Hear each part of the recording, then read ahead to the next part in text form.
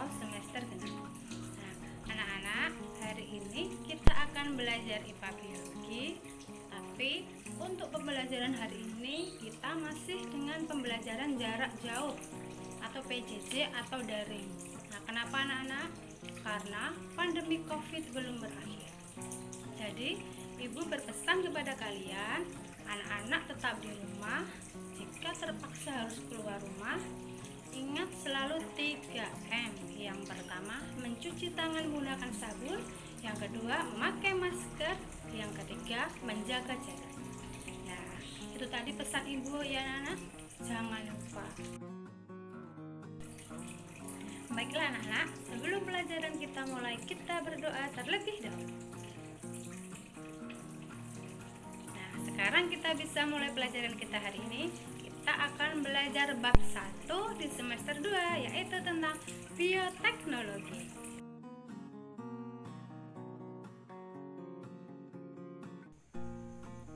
Untuk kompetensi dasar, yang pertama, menerapkan konsep bioteknologi dan peranannya dalam kehidupan manusia. Untuk kompetensi dasar yang kedua, membuat salah satu produk bioteknologi konvensional yang ada di lingkungan sekitar. Untuk tujuan pembelajaran, yang pertama, menjelaskan prinsip dasar bioteknologi. Yang kedua, mengidentifikasi penerapan bioteknologi dalam berbagai bidang. Yang ketiga, menerapkan prinsip bioteknologi dalam pembuatan salah satu produk bioteknologi konvensional. Anak-anak pernah mendengar istilah bioteknologi? Bioteknologi berasal dari kata bio dan teknologi. Bio itu artinya makhluk hidup. Jadi secara singkat, bioteknologi adalah teknologi yang memanfaatkan makhluk hidup. Makhluk hidup yang bisa dimanfaatkan dalam bioteknologi, yang pertama ada bakteri, yang kedua ada jamur, dan yang ketiga ada virus. Makhluk hidup atau organisme tersebut berukuran sangat kecil atau sering kita sebut dengan mikroorganisme. Jadi, bioteknologi adalah pemanfaatan organisme hidup yang menghasilkan produk dan jasa yang bermanfaat bagi kehidupan manusia. Bioteknologi ada dua. Yang pertama, bioteknologi sederhana atau konvensional, yaitu bioteknologi yang memanfaatkan mikroorganisme untuk menghasilkan produk dan jasa. Yang kedua, ada bioteknologi modern, yaitu bioteknologi yang menggunakan teknik rekayasa genetika seperti rekombinasi DNA. Kita mulai dari yang pertama, yaitu bioteknologi sederhana atau konvensional. Nah, di sini contohnya banyak sekali anak-anak kita temukan di sekitar kita, yaitu makanan dan minuman yang menggunakan proses pembuatannya itu secara bioteknologi sederhana atau konvensional. Anak-anak pasti pernah makan kecap, makan tempe. Nah, yang paling terkenal atau paling familiar adalah tempe. Tempe itu adalah makanan yang dibuat dengan cara bioteknologi sederhana. Kenapa? Karena kedelai dicampur dengan organisme hidup. Yang sering ditabur untuk membuat tempe adalah ragi. Ragi itu adalah mikroorganisme. Yang bisa membuat kedelai menjadi tempe. Itu adalah contoh bioteknologi sederhana. Ada lagi yang kedua, kecap.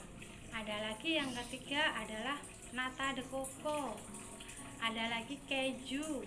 Ada lagi mentega. Ada lagi yogurt. Ada lagi oncom. Dan masih banyak yang lainnya. Jadi makanan-makanan tadi atau minuman tadi dibuat dengan cara sederhana dan dengan memberi ragi. Proses itu dinamakan proses fermentasi. Pasti anak-anak juga pernah makan tape kan? Tape itu juga produk bioteknologi sederhana. Karena dalam pembuatan tape pasti kita kasih ragi. Ragi itu adalah mikroorganisme. yang bisa mengubah singkong menjadi tape atau makanan yang lain. Nah, paham ya anak-anak? Itulah contoh-contoh bioteknologi yang sederhana. Ini adalah contoh bioteknologi sederhana dan mikroorganisme yang digunakan dalam pembuatannya. Yang pertama ada kecap. Untuk kecap, mikroorganisme yang digunakan adalah Aspergillus wenti. Yang kedua ada tempe. Mikroorganisme yang digunakan Rhizopus oligosporus. Yang ketiga ada oncom. Mikroorganisme yang digunakan adalah Neurospora crassa. Untuk ketiga bahan makanan tersebut, bahan yang digunakan adalah kedelai. Berikutnya adalah keju. Mikroorganisme yang digunakan adalah Lactobacillus lactis. Kemudian ada mentega. Mikroorganisme yang digunakan adalah Streptococcus lactis. Dan ada yogurt. Mikroorganisme yang digunakan adalah Lactobacillus bulgaricus. Dari ketiga bahan makanan tersebut, bahan yang digunakan adalah susu. Berikutnya ada roti, minuman beralkohol, dan tape. Untuk ketiga produk makanan tersebut, mikroorganisme yang digunakan adalah sama, yaitu Saccharomyces. Dan untuk bahan yang digunakan, untuk roti menggunakan tepung, untuk minuman beralkohol menggunakan buah-buahan seperti apel, anggur, dan lain-lain. Dan untuk tape menggunakan singkong. Dan untuk contoh selanjutnya yaitu nata de coco. Nata de coco, mikroorganisme yang digunakan adalah Acetobacter silynum dan bahan yang digunakan adalah air kelapa. Nah, bagaimana anak-anak? Untuk materi hari ini bisa dipahami? Nah, Ibu Guru berpesan, anak-anak silahkan kerjakan tugas dari Ibu Guru.